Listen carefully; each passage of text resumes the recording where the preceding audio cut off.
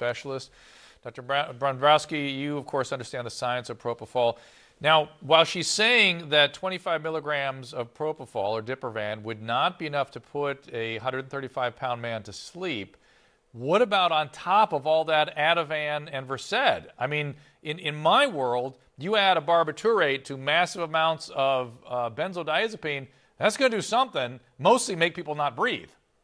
That's exactly right. That's why these medications are so incredibly dangerous. When you start mixing medications such as benzodiazepines, the Ativans, the sleeping aids that he ingested, and then on top of that start infusing the medication of propofol, which is a powerful anesthetic agent, to, again, assist with sleep, you start being on very thin ice. You not only are on thin ice, but you start jumping up and down on that ice, and that's why you always need to watch that patient so cautiously.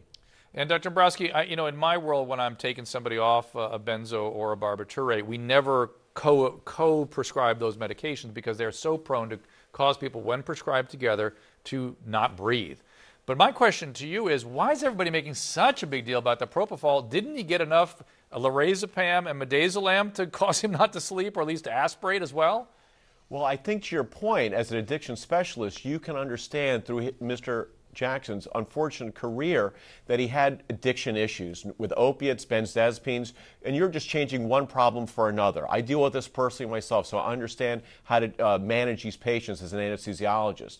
But I think to your point is that, with the propofol, and let me tell you what 25 milligrams looks like. It looks like this. It's a very, very small amount. Now, this is not propofol. This is milk that I got from my house before I came to set. But just to give you the idea, this is a very small amount. I understand that at the Dr. Murray got gallons of propofol. And I figured out, well, how much is in a gallon?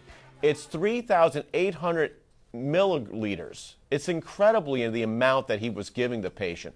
So perhaps this 25 milligrams that I have right here, probably, not all of it. And maybe he's not even really being perhaps truthful with the amount that he's saying he gave the patient. And the other aspect is, too, that we're finding out in testimony, is that he used the medication inside an IV bag, where you have no real concept of how much you're giving the patient. Interesting.